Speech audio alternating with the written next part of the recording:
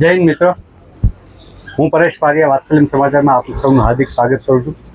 મિત્રો, મોરબી મહાનગરપાલિકાની પ્રથમ ચૂંટણીની અત્યારે હાલની અંદર ધમધા હાલી રહ્યું છે.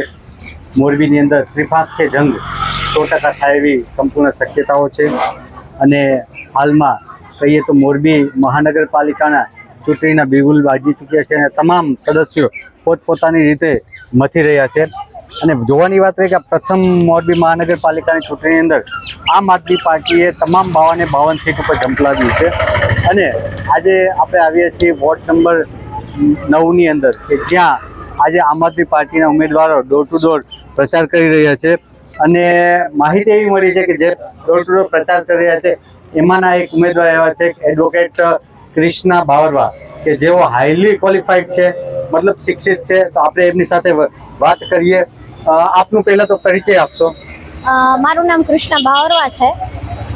હું એડવોકેટ છું. એડવોકેટની સાથે સાથે મેં જર્નાલિઝમ પણ કરેલું છે અને એની સાથે માસ્ટર ઓફ એજ્યુકેશન પણ છું. અને મેં આના પહેલાં 10 વર્ષનો મને ભણાવવાનો અનુભવ પણ છે. અચ્છા, આપે આમ આદમી પાર્ટીમાં જોઈન્ટ થઈ અને આજે ચૂંટણી પ્રચારમાં જોડાયા છો. સૌપ્રથમ તો એ કહો કે આપ અત્યાર સુધીમાં કોઈ પણ પ્રકારની ચૂંટણી લડ્યા છો અથવા તો ઉમેદવારી કરી છે ખરી?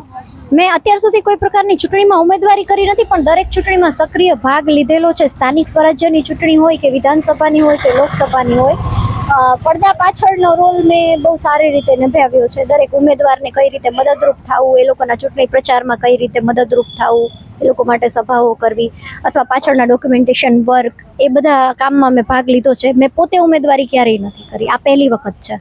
અચ્છા, હવે આપ કહો છો કે આપણે ઉમેદવારી ક્યારેય કરી નથી, પહેલી વખત છે. તો ખરેખર આપનું બેકગ્રાઉન્ડ જણાવશો કે આપ રાજનીતિમાં આવ્યા છો, તો કઈ રીતના રાજનીતિમાં આવ્યા છો? રાજનીતિમાં મારું બેકગ્રાઉન્ડ આપ જુઓ ને તો એક રીતે ફેમિલી બેકગ્રાઉન્ડ ગણી શકાય, કારણ કે મારા ફાધર વર્ષોથી સામાજિક ક્ષેત્રે સંકળાયેલા છે. કેડી બાવરવા એના નામથી ઘણા બધા લોકો પરિચિત પણ છે. તો એમના નાતે હું એમની સાથે સાથે દરેક જગ્યાએ જતી હતી અને મને આનો અનુભવ ત્યાંથી જ ચાલુ થયો છે રાજનીતિનો. અને પછી 15 વર્ષ સુધી અમે લોકોએ કોંગ્રેસમાં સક્રિય રીતે કાર્ય કર્યું છે, જેમાં હું AICCના દિલ્હી સુધી હોદ્દેદાર તરીકે હતી. અને પછી ત્યાંથી અમે લોકોએ કોંગ્રેસમાંથી રાજીનામું આપી અને પછી અમે આમ આદમી પાર્ટીમાં જોડાયા છીએ. અને અત્યારે આમ આદમી પાર્ટીએ અમને આ સ્થાનિક સ્વરાજ્યની ચૂંટણીમાં લડવાનો મોકો આપ્યો છે. તો અમે લોકો વોર્ડ નંબર 9માંથી અમારી પેનલ છે, એ અમારી પેનલને વોર્ડ નંબર 9માંથી જંગી બહુમતીથી જીતાડવા માટે લોકોને અપીલ કરવા માટે નીકળ્યા છીએ.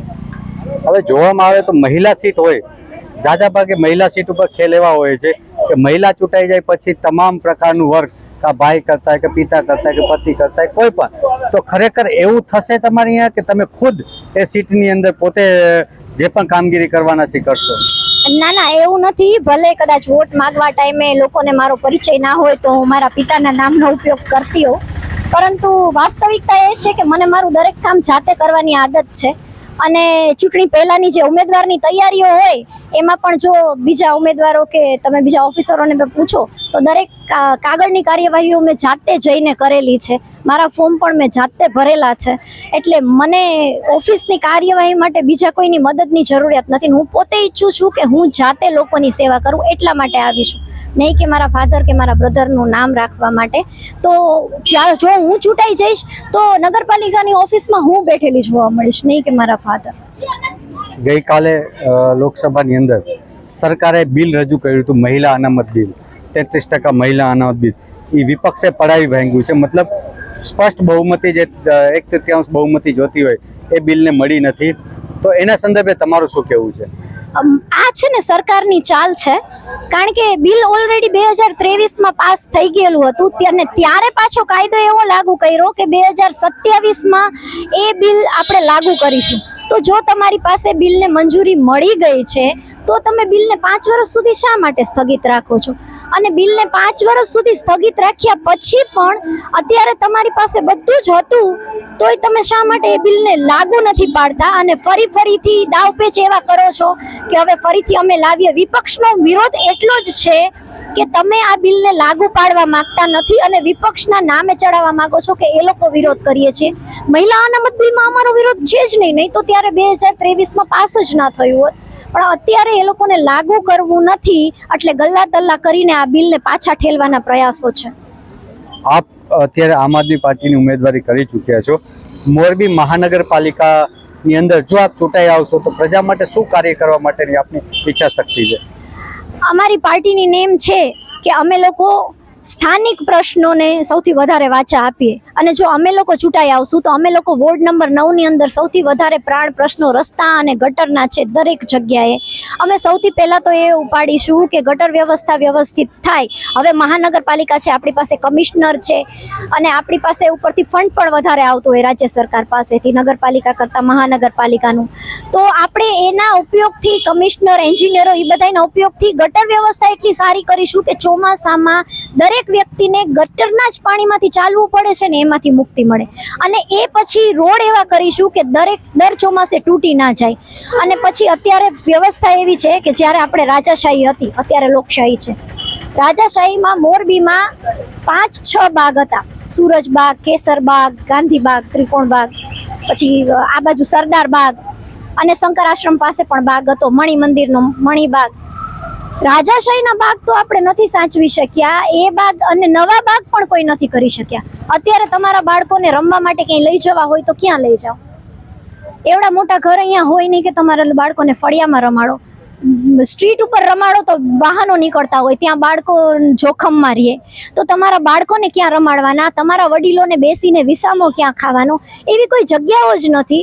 તો અમારું એવું માનવું છે કે લોકો માટે એવી સગવડતાઓ ઊભી કરીએ કે કોઈ જગ્યા જ્યાં સરકારી જગ્યાઓ છે, સાર્વજનિક પ્લોટો છે, એ બધાને કન્વર્ટ કરીએ નાના નાના બાગ બગીચાઓમાં, અને જ્યાં વડીલો બેસી શકે, બાળકો રમી શકે, એમના માતા પિતાઓને બાળકોને લઈ જવાની કોઈ જગ્યા મળે.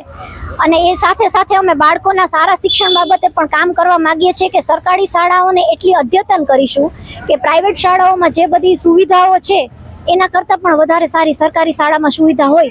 તો કોઈને પ્રાઇવેટ શાળાના લાખ 1.5 લાખ રૂપિયા ખર્ચા પોસાતા નથી.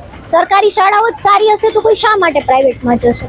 તો અમારું એવું નેમ છે કે અમે લોકો સરકારી શાળાઓ જે છે એને એટલી સારી કરીએ કે છે ને લોકોના બાળકોને એ લોકોને મુખ્ય સરકારી શાળામાં ભણાવવા માટે, અને એની અંદર બધી જ વ્યવસ્થાઓ હોય બાળકો માટે. અત્યારે આપ લોકસંપર્ક કરી રહ્યા છો. ગઈ નગરપાલિકા હતી ત્યારે 52 સીટ સરકાર મતલબ ભાજપને આપેલી હતી, પ્રજાએ મતો આપીને ચૂંટાઈ ગયા હતા. ત્યારબાદ દુર્ઘટનાવંશ એ તમામ લોકો સસ્પેન્ડ થયા. તો ખરેખર અત્યારે પ્રજાને આપ શું સંદેશો દેવા માંગો છો? અમે પ્રજાને કહેવા માંગીએ છીએ કે 35 વર્ષ સુધી પ્રજાએ સતત એક જ પાર્ટી, એક જ સિમ્બોલને મત આપ્યો છે, અને આપણે 35 વર્ષ પછી પણ મોરબીની હાલત જોઈએ છીએ. એક સમયે જ્યારે એ પેરિસ ગણાતું હતું ત્યારે રાજાના વખતમાં જો રાજા પેરિસની ઉપમા લઈ જતા હોય તો આપણે તો લોકશાહીમાં છીએ. તો લોકશાહીમાં આપણે એટલું પણ ન કરી શકીએ કે કમસે કમ જે હતું એના જેટલું તો સારું કરીએ.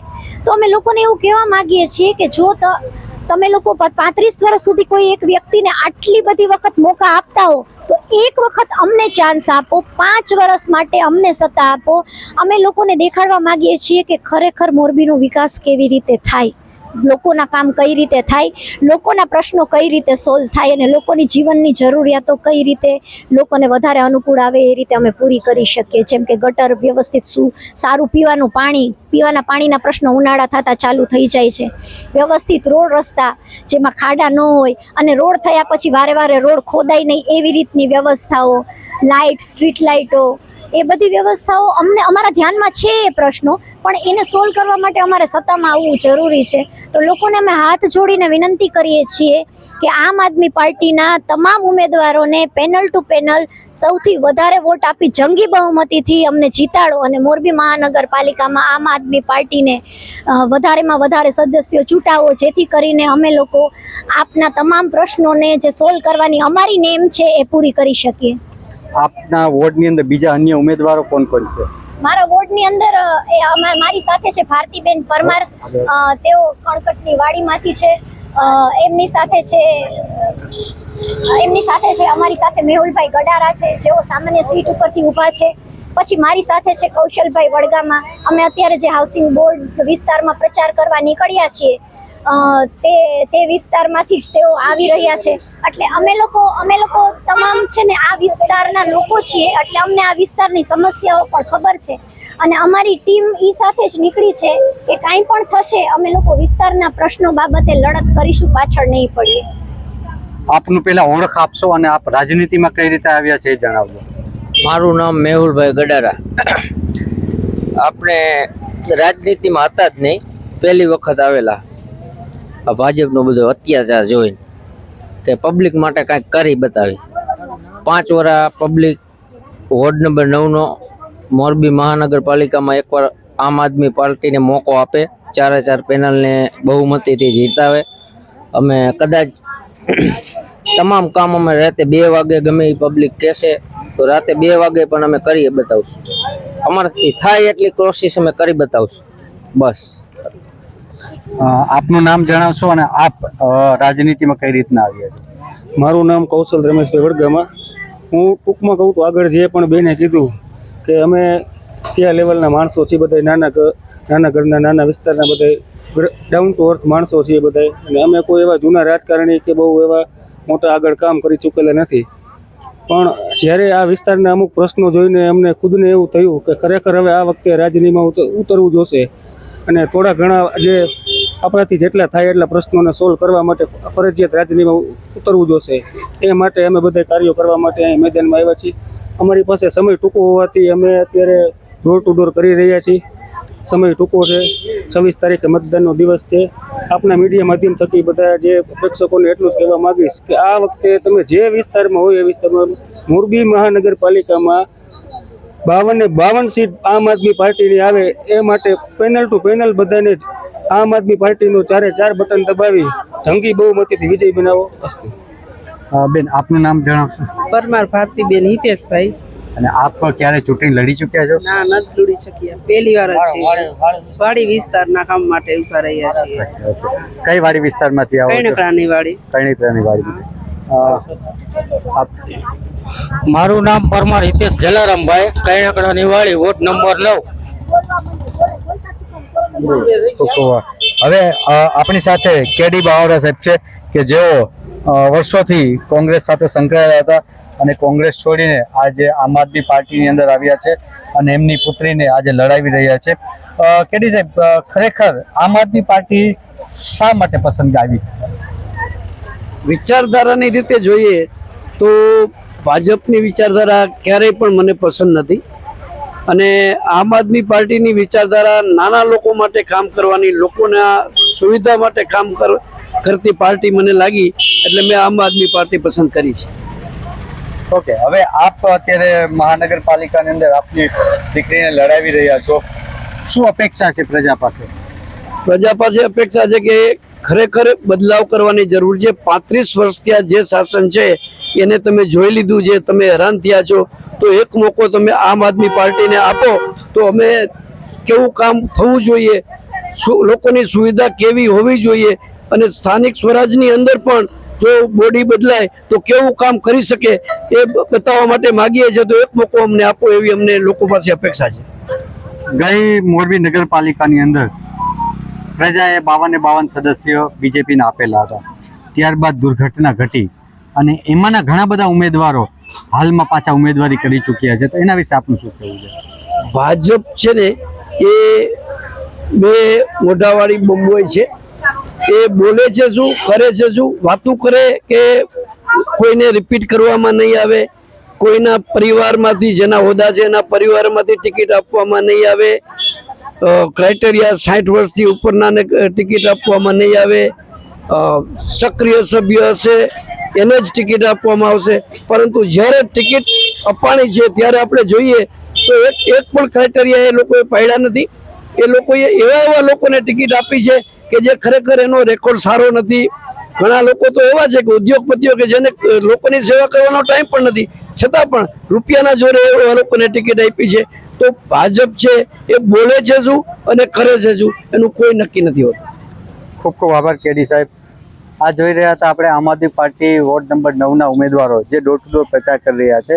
હવે જોવાનું એ રહ્યું સમય સાથે કે આવનાર 26 તારીખે મતદાન કઈ તરફ જાય છે અને મોરબી મહાનગરપાલિકાનો નવો મિજાજ શું થાય છે. ધન્યવાદ. ધવલ ત્રિવેદી સાથે પરેશ પારિયા, વાત્સલ્યમ સમાચાર.